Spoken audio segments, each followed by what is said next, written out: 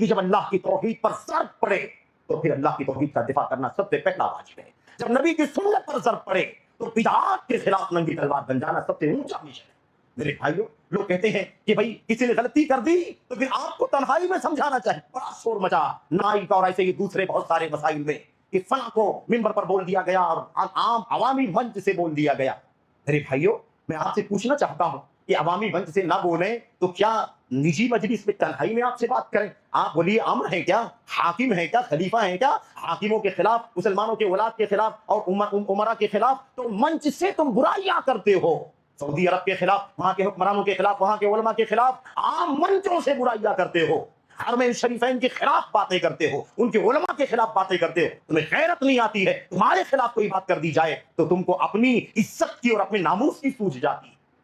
تنہائی میں کیوں بات کریں گے بھائی؟ میں آپ کو بتا دینا، غلط فہمی دور کر لو. آپ بھی بہک جاتے ہیں کبھی کبھی، مجھے ایسا لگتا ہے ہمارے بہت سارے عزیز. میں آپ کو اصول بتا دینا چاہتا ہوں. میں اگر نماز چھوڑتا ہوں، میں اگر سگریٹ پیتا ہوں مثال کے طور پر، میں اگر جھوٹ بولتا ہوں مثال کے طور پر، اپنی مثال دوں، کسی کی مثال دوں گا تکلیف ہو جائے، تو آپ کو چاہیے کہ آپ مجھے تنہائی میں نصیحت کریں. فون کر کے بولیں ایسا ایسا آپ کو دیکھا گیا، آپ نماز میں نہیں رہتے ہیں، آپ کو جھوٹ بولتے دیکھا گیا، آپ کو سگریٹ پیتے دیکھا گیا، اللہ واسطے آپ اسے توبہ کر لیجیے. یہ ہے تنہائی میں بولنے والی بات. لیکن میں یہاں پر کھڑے ہو کر کے یہ 100-200 آدمی یا اس سے کم زیادہ، یا یہاں پر جو میڈیا کے ذریعے سے بات دور تک جا رہی ہے، میں یہاں منچ سے بدعت کو پروموٹ کر دوں، بدعتی کو پھیلا دوں، اس کا چرچا کر دوں.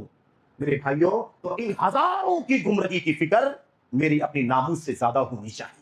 ان کو گمراہی سے بچاؤ، ان کے ہاں بدعت نہ آ جائے، انحراف نہ آ جائے، یہ بھٹک نہ جائیں، یہ خارجیت کے راستے پر نہ چلے جائیں، خودکش بم دھماکہ کرنا شروع نہ کر دیں. قرضاوی نے کیا کہا تھا جانتے ہیں آپ؟ جاؤ خودکش دھماکے کرو، میں ضمانت دیتا ہوں کہ تم شہید ہو جاؤ گے، جنت میں جاؤ گے. یہی میرے بھائیو، یہی سیریا کے مسائل میں، جزائر کے مسائل میں، سب بات لمبی ہے لیکن بتا تو خلاصے کلام کیا ہے میرے بھائیو؟ جب غلطی نجی انداز کی ہو نا تو نجی نصیحت کی جاتی ہے، شریعت کا ضابطہ ہے. امت میں گمراہی پھیلے گی تو امت کو گمراہی سے بچانا یہ زیادہ ضروری ہے. اور پھر اس کے بعد یہ باتیں کہنا کہ بھائی ہاں فلاں نے چوری کر لی اور چور کو چور کہہ دیا تو مجھے چور کیوں کہا؟ اب میں چوری کرنے سے باز نہیں آؤں گا.